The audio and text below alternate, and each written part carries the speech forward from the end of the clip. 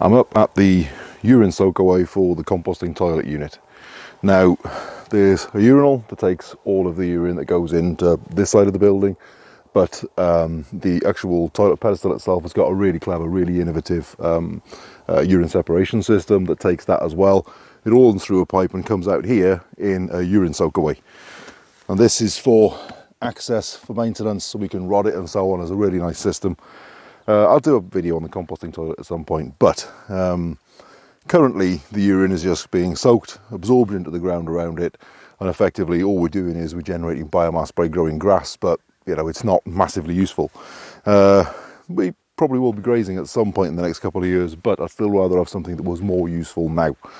So what we're going to do is we're going to plant comfrey. Now, this lot was grown out in a tray, you know, great big crate specifically to be brought up here.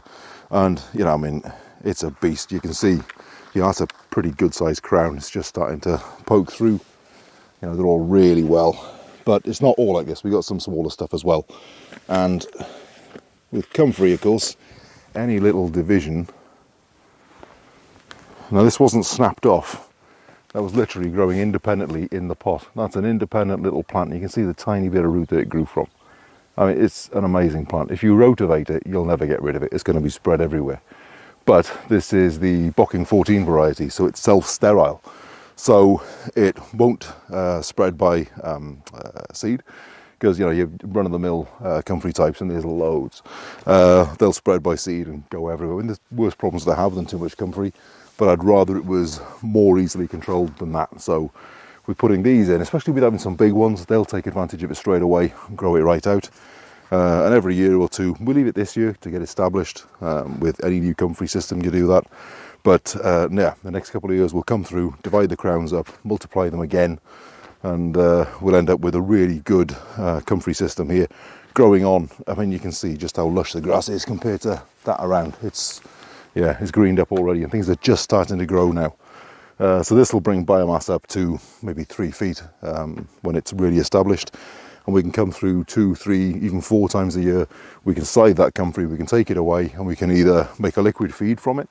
We can add it to the vault in the composting toilet if we don't, you know, if don't use anything else with it. It's a really nice compost activator. Or we can use it as a mulch around, just placing it around the fruit trees. So we've got the 2 big espalier fruit apple trees here. You know, literally we can cut it here, dump it at the base of that, and they're fed. You know, and we do that a couple of times a year just on the way past, and it's done. But also, you know, the other side, we've got all the pod units with the food forest around it. A lot of fruit trees. It's going to take a lot of fertility. So I'd rather harvest the comfrey up here and, you know, at source. So we just come through, side it, work out which trees need the most that year or that month or whatever. And yeah, very, very nice. We've also got this same species, the same variety, going underneath the fruit trees as like a living mulch, so we can just come through, chop and drop a couple of times a year as well. So that's doing its thing, but this is supplemental. So yeah, can't have too much free fertiliser. Right, you can see here where the shape of the vault was cut out. I don't want to be inside that. It's like a fiberglass shape. It's like sort of, you know, rectangular in shape, and it's got a dome top. It's got slots in the side, and then it's got stone packed around that. Well, I don't want to get too close into that. I don't want to risk hitting it with a spade, so I'll put them just out a little way, so sort of out here. And, you know, they'll send their roots in, and it'll get into the soak away, and I'm entirely comfortable with that. It's not a problem. It's not like the foundations of a house is going to get damaged or anything at all. It's really not a problem. So, yeah, I'll get them planted up, and I'll show you what it looks like afterwards. That's that done. So there's the urine soak away, and you can actually just about make out the plants. So that's the larger crowns, and then around here is where the smaller ones have gone, and then the cuttings as well. And some of them cuttings were huge, you know, they're thicker than my thumb. So, and I've jammed 5, 6, 7 of them at times into a single spade cut.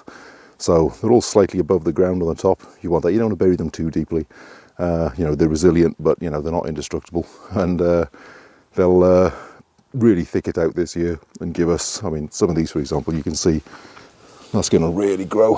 And of course they're going into very rich nitrogen laden soil, and as soon as they hit that, they'll send feeder roots out the sideways that'll tap into the urine soak away itself. And yeah, over time I'll divide them out, and they'll actually take out the grass. They'll choke out the grass itself eventually as well. So yeah, that's another yield.